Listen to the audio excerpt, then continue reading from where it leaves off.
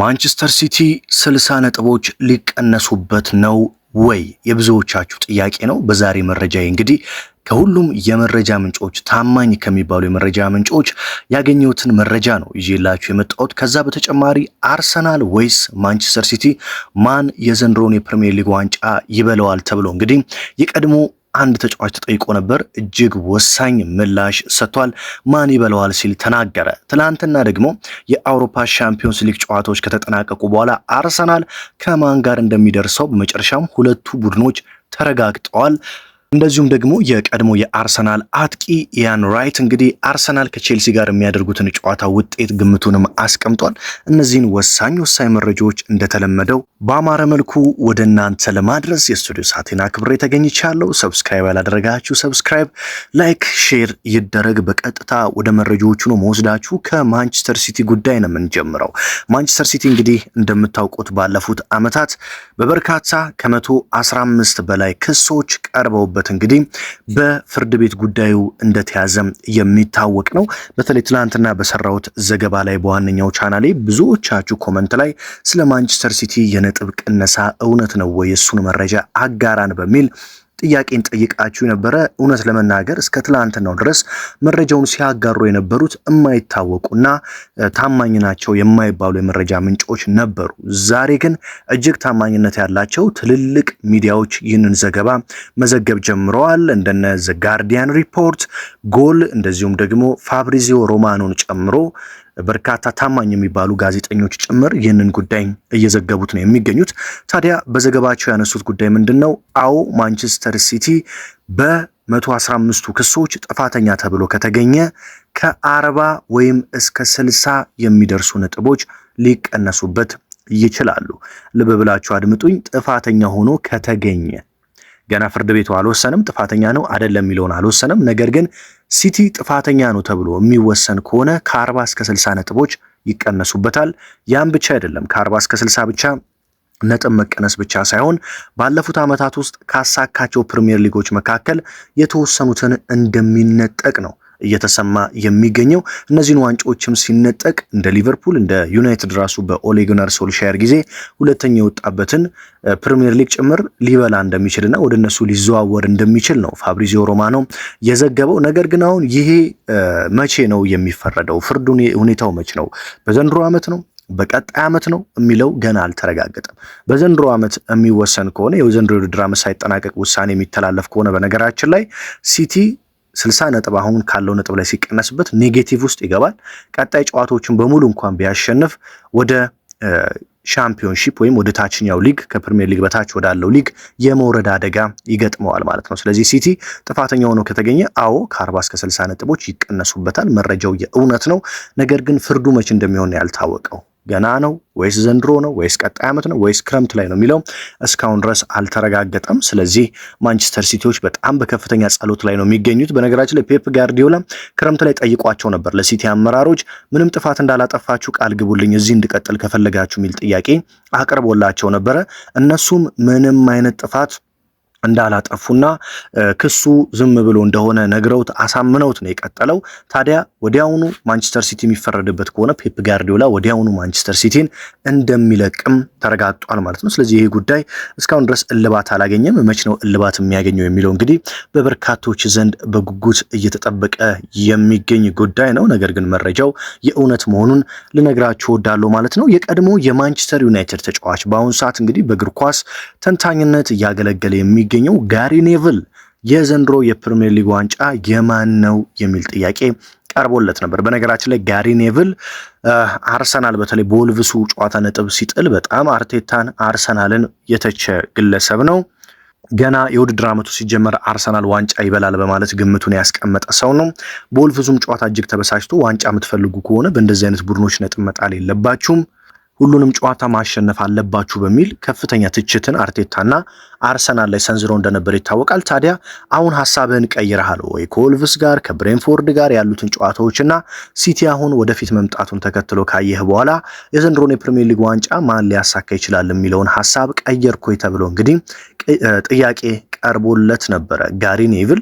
ታዲያ ጋሪ ኔቪል እንደተናገረው ከሆነ አሁንም ሐሳቤን አልቀየርኩኝም፣ የዘንድሮን የእንግሊዝ ፕሪሚየር ሊግ ዋንጫ የሚያሳካው አርሰናል ነው ሲል የቀያይ ሰይጣናቱ የቀድሞ ተጫዋች ጋሪ ኔቪል ግምቱን አስቀምጧል ማለት ነው።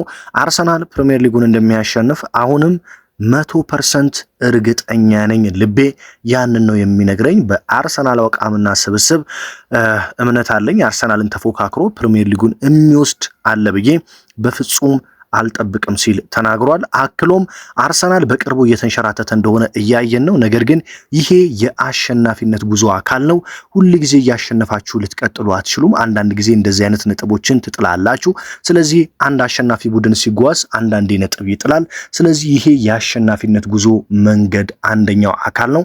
አርሰናል አሁንም የፕሪሚየር ሊጉን ዋንጫ ያሳካል ብዬ እርግጠኛ ነኝ ሲል ጋሪ ኔቪል አሁንም ከአርሰናል ጎን መሆኑን ተናግሯል ማለት ነው። ሌላኛው በተንታኝነት እያገለገለ የሚገኘው የቀድሞ የመድፈኞቹ የአርሰናል የፊት ለፊት መስመር ተጫዋች ያን ራይት መድፈኞቹ ከቼልሲ ጋር የፊታችን ውድ የሚያደርጉትን ጨዋታ ተጠይቆ ነበር ግምት። ታዲያ ያን ራይት አርሰናሎች እጅግ በጣም በቀላሉ የለንደን ደርቢን ጨዋታ ያሸንፋሉ በማለት ገምቷል።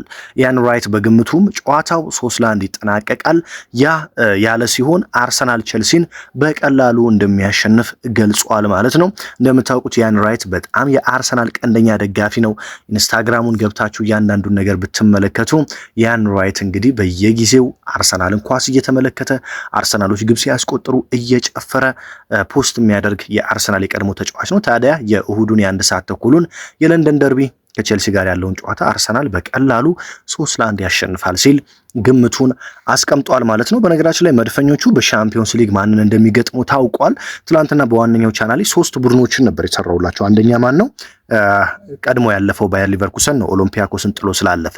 ሁለተኛው ግን ትላንትና ማታ ነበር የሚደረገው። ስለዚህ እኔ ወይ አትላንታ ወይ ዶርትመንድ፣ ነገር ግን ዶርትመንድ የመጀመሪያውን ጨዋታ 2-0 አሸንፎ ስለነበረ ዶርትመንድ የማለፉ ነገር ሰፊ ነው ብዬ ነበር። ነገር ግን እጅግ በአስደናቂ ሁኔታ ዶርትመንድ በአታላንታ 4-1 ተሸንፎ የ2-0 ውጤት ተቀልብሶበት ከሻምፒዮንስ ሊግ ወድቋል። ስለዚህ በሻምፒዮንስ ሊጉ ሁለቱ ያለፉት ቡድኖች ማናቸው አርሰናልን የሚገጥሙት?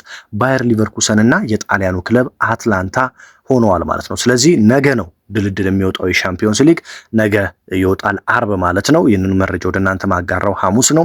ስለዚህ አርብ ዕለት መረጃዎቹ ሲወጡ ማለት ነው የድልድሉ ዜና ይፋ ሲሆን አርሰናል ወይ ጀርመን ይሄዳል፣ ወይ ጣሊያን ይሄዳል፣ ወይ አታላንታን ወይ ባየር ሊቨርኩሰንን የሚገጥም ይሆናል። ለኔ ግን እንዳልኳችሁ አትላንታም ቢሆን ባየር ሊቨርኩሰንም ቢሆን ለአርሰናል ለውጥ ይኖረዋል ብዬ አላስብም። አርሰናል ሁለቱንም ቡድኖች እጅግ በቀላሉ አሸንፎ እንደኔ ቀጣይ ዞሩን ወይም 8 ውስጥ ይቀላቀላል የሚል እምነት ነው ያለኝ። ሻምፒዮንስ ሊግ ነው፣ ሁሉም ቡድን ጠንካራ ነው። ምን እንደሚፈጠር አናውቅም።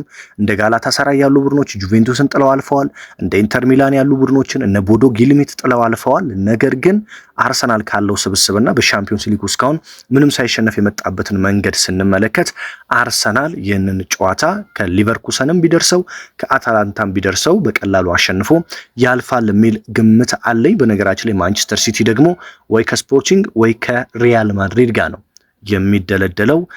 እንደዚሁም ፓሪስ ሴን ጀርሜን ወይ ከባርሴሎና ነው ወይ ከቼልሲ ነው የሚደለደለው። ስለዚህ ትልልቅ ቡድኖች እርስ በርስ ሊገናኙ ይችላሉ። ይሄ ደግሞ የሚገናኙ ከሆነ ለአርሰናል ትልቅ እድል ያመጣለታል። ምክንያቱም 8 ውስጥ የተወሰኑ ትልቅ ቡድኖች ወድቀው ነው የሚገናኙት ማለት ነው። ስለዚህ መድፈኞቹ ዘንድሮም እንደኔ እንደ አምናው እስከ ግማሽ ፍጻሜ መድረስ አቅም አላቸው ብዬ አስባለሁ። ነገር ግን ግማሽ ፍጻሜ ላይ ጠንከር ያሉ ቡድኖች ስለሆነ የሚቀሩት የዛኔ ደግሞ ፍጻሜ ይደርሳል፣ ዋንጫውን ያሳካል የሚለውን ከግማሽ ፍጻሜ ከሩብ ፍጻሜ በኋላ የምንመለከት ነው የሚሆነው። ነገር ግን 8 ውስጥ በቀላሉ ይቀላቀላል ብዬ ነው የማምነው። ምክንያቱም ደግሞ አርሰናል ከሌሎቹ አንጻር ባየር ሙኒክ እና አርሰናል ቀለል ያለ ተጋጣሚ ነው የሚደርሳቸው። በነገራችን ላይ ባየር ሙኒክም አርሰናልም 8ቱን ይቀላቀላሉ ብዬ ነው አስበው። ምክንያቱም ባየር ሙኒክም አትላንታን ወይ ባየር ሊቨርኩሰን ነው የሚያገኘው፣ አርሰናልም ወይ አትላንታን ወይ ባየር ሊቨርኩሰን ነው የሚያገኘው። ሁለቱም ከሁለት አንዳቸው ነው የሚያገኙ። ስለዚህ 8 ውስጥ ባየር ሙኒክና አርሰናል ይኖራሉ ብዬ አስባለሁ። ስለዚህ ረጅም ርቀት ባየር ሙኒክና አርሰናል የመጓዝ እድል እንደሚኖራቸው ይሰማኛል። እንግዲህ መድፈኞቹ ዘንድሮ የአራቱም ዋንጫ የረጅም ርቀት ጉዞ እየተረጋገጠ ይመስላል። ረጅም ርቀቶችን መጓዛቸው አይቀርም። ልክ እንደ ካራቦ ካፕ ሁሉ በሻምፒዮንስ ሊግና በኤፍኤ ካፕም እስከ ግማሽ ፍጻሜ አልፎም እስከ ፍጻሜም የመድረስ አቅማቸው እጅግ ሰፊ ስለሆነ ካሁኑ አርቴታና የአርሰናል ስብስብ ለጉዳት በተለይ በጣም ዝግጁ መሆን አለባቸው። ጉዳቶችን ማረምና ማስተካከል አለባቸው። ለተጫዋቾች በደንብ እረፍት መስጠት አለባቸው። እንደዚሁም አርቴታ በድፍረት ለተጫዋቾች ሮቴሽን መስጠት አለበት፣ ማሳረፍ መቻል አለበት። አንዳንድ ተጫዋቾች ሲደክሙ ልክ እንደ ቶትናሙ ጨዋታ እንደተመለከት ነው እንደ ጁሪየን ቲምበር ያሉ ተጫዋቾች ሲደክሙ ቶሎ በማስወጣት አዳዲስ ጉልበት ያላቸው ነው እንደ ሞስኬራ ሌሎችንም በማስገባት ለተጫዋቾች እረፍት መስጠት ያስፈልጋል። ምክንያቱም አርሰናል በእርግጠኝነት በአራቱም ዋንጫ ረጅም ርቀት መጓዙ ስለማይቀር ማለት ነው። በካራቦ ካፕ ኦልሬዲ ፍጻሜ ደርሷል። በቀሩት በሶስት ዋንጫ ግን ገና ረጅም ርቀት ስለሚጓዝ አርቴታ ተጫዋቾቻቸው እንዳይጎዱባቸውና እንዳይደክሙባቸው በቻሉት አቅም ሁሉ ቶሎ ለተጫዋቾች እረፍት እየሰጡ ከጉዳት ማኔጅ እያደረጉ በተለይ ይሄ ከፍተኛ ማኔጅመንት የሚፈልግ ሰዓት ነው። አሁን እቺ የቀረችው 3 ወር ዋንጫ ለማሳካት ተጫዋቾቻችሁ እንዳይደክሙ፣ በስነ ልቦና እንዳይወርዱ፣ በአካል ድካም እንዳይወርዱ፣ እንደዚሁም ደግሞ በጉዳት እንዳይታመሱ ከፍተኛ ጥንቃቄ የምታደርጉበት እና በከፍተኛ ተጋድሎ የውድድር ዓመቱን በስኬት ለመጨረስ እንደ ወሳኝ ምዕራፍ የሚቆጠር ጊዜ ነው። ልክ ይሄ የሩጫ ውድድር ላይ የመጨረሻ ዙር ልክ ሲደወል ያለው ዙር ነው ማለት ነው ይሄ ቀሪው ዙር። ስለዚህ እንደዚህ አይነት ዙሮች ላይ እንደ ጋርዲዮላ ያሉ ቡድኖች፣ እንደ ጋርዲዮላ ያሉ አሰልጣኞች፣ እንደ ሉዊስ ኤንሪኬ ያሉ አሰልጣኞች ምን ያህል ጎበዞች እንደሆኑ ታውቃላችሁ። ስለዚህ አርቴታም ልክ እንደነዚህ ሰዎች በደንብ የመጨረሻውን ዙር ካለፉት ስህተቶቹ ተምሮ በአሁኑ ዋንጫዎችን ለማምጣት ይጋደላል ብዬ እጠብቃለሁ። ለእናንተ አርሰናል ከማን ጋር ቢደርሰው ደስ ይላችኋል? ከባየር ሊቨርኩሰን፣ ጀርመን ወይስ ጣሊያን አታላንታ? እንደኔ ምናልባት የጀርመን ቡድኖች ቀለል ይላሉ ብዬ አስባለሁ ለአርሰናል። ስለዚህ ባየር ሊቨርኩሰንን በተሻለ ቢገጥም ወደ ቀጣይ ዙር የማለፍ እድሉ ሰፊ ይመስለኛል። ግን ያው የጣሊያንም ክለብ ቢሆን ይከብደዋል ብዬ አላስብም። ነገር ግን እንደ አማራጭ ባየር ሊቨርኩሰን ትንሽ ቀለል ያለው ቡድን ይመስለኛል እንደኔ። የእናንተን ሀሳብ አስተያየት ኮመንት ላይ አስቀምጡልኝ። መድፈኞች ውስጥ በሻምፒዮንስ ሊጉ ምን ያህል ርቀት ይጓዛሉ ብላችሁ ታስባላችሁ? ሀገር ውስጥ ከባህር ማዶ በመሆን በዋናው ቻናሌ በዚህኛውም ቻናሌ በየዕለቱ ስፖርታዊ መረጃዎችን በመከታተል ከጎን የሆናችሁትን በሙሉ ከልብ እያመሰገንኩኝ በሌላ ወሳኝ መረጃ በሌላ ወሳኝ ጥንክር ደግሞ እስከምንገናኝ ድረስ በያላችሁበት ሰላም ተመኘሁላችሁ።